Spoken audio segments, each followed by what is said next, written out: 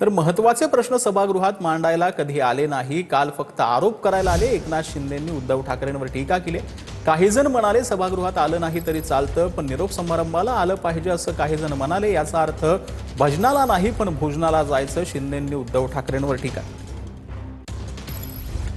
काही जण काल म्हणाले सभागृहात आलं नाही तरी चालतं, पण निरोप समारंभाला यायला पाहिजे। सभापती महोदय, हे म्हणजे असं झालं, भजनाला नाही मात्र भोजनाला मात्र न चुकता यायला पाहिजे। आणि म्हणून सभागृहात 6 वर्ष ड्रॉप आणि आलं तर डायरेक्ट सेंड ऑफ अशा प्रकारची काही परिस्थिती काल पाहिली। राज्यासमोरील महत्त्वाचे प्रश्न मांडायला जे सभागृहात नव्हते ते काल फक्त आरोप करायला आले होते। काही जण काल म्हणाले निरोपाचं भाषण होतं। काही लोकांनी निरोपाचं भाषण करता करता आरोपाचं भाषण सुरू केलं। ते पाहिल्यानंतर सभापती महोदय, दिलीप प्रभावळकरांचा एक चित्रपट आठवला, चौकट राजा। त्यात एक गाणं होतं, मी असा असा कसा वेगळा वेगळा। नीलमताईंना माहित असेल ते। या सभागृहात काल कवितांचा माहोल होता। टोमणे सम्राट देखील आपण पाहिले।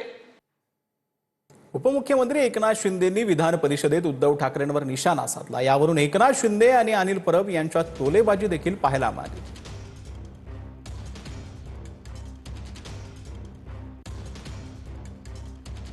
हे काय करतो ते मोकळेपणाने करतो।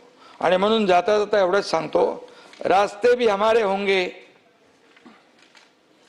मंजिल भी पाएंगे, रास्ते भी हमारे होंगे मंजिल भी पाएंगे, सर उठाकर हर इम्तिहान से लड़ेंगे। सर झुकाकर नहीं, सर उठाकर हर इम्तिहान से लड़ेंगे। डर के भाग जाना हमारी फितरत नहीं, डर के भाग जाना हमारी फितरत नहीं। वादा करते हैं महाराष्ट्र को सबसे आगे बढ़ाएंगे। कि डरना हमारी फितरत नहीं, डरना हमारी भी फितरत नहीं।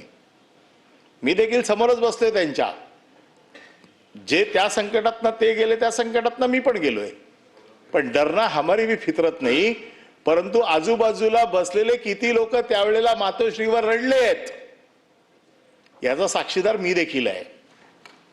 आम्ही का जातोय हे रडत रडत सांगणारे लोक देखील मी बघितलेले आहेत। त्याच्यात झालेल्या घोटाळ्यांमध्ये ज्या वेळेला त्यांची नावं आली होती ते आज किती लोक तुमच्या मांडीवर येऊन बसलेत त्याचा देखील अभ्यास तुम्हाला करावा लागेल।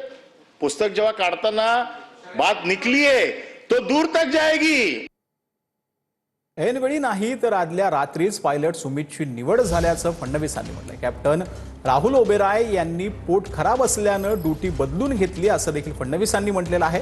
कॅप्टन सुमित कपूरची पायलट म्हणून नेमणूक करण्यात आलेली होती असं देखील फडणवीसांनी म्हटलंय। तसंच विमानातून इंधनाचे कॅन नेल्याचा कोणताही पुरावा नाही, मुख्यमंत्री फडणवीसांनी विधानसभेमध्ये ही माहिती दिली।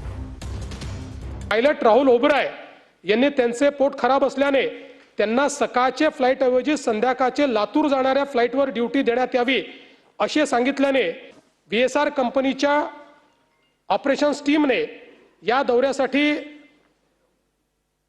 कॅप्टन सुमित कपूर व को पायलट शांभवी पाठक यांना पायलट नेमल्याचे नवीन शेड्यूल रोस्टर हे रात्री 23:54 संबंधित व्हॉट्सअप ग्रुपवर पाठवले।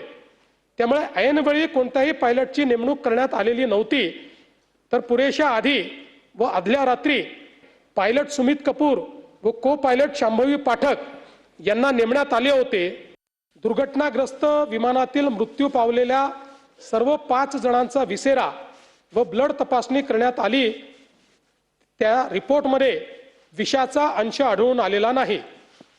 विमानामध्ये स्फोटक पदार्थांचा अंश नसल्याबाबत राखेच्या तपासणीमध्ये न्याय सहाय्यक वैज्ञानिक प्रयोगशाळा यांच्याकडून अहवाल प्राप्त झाला आहे।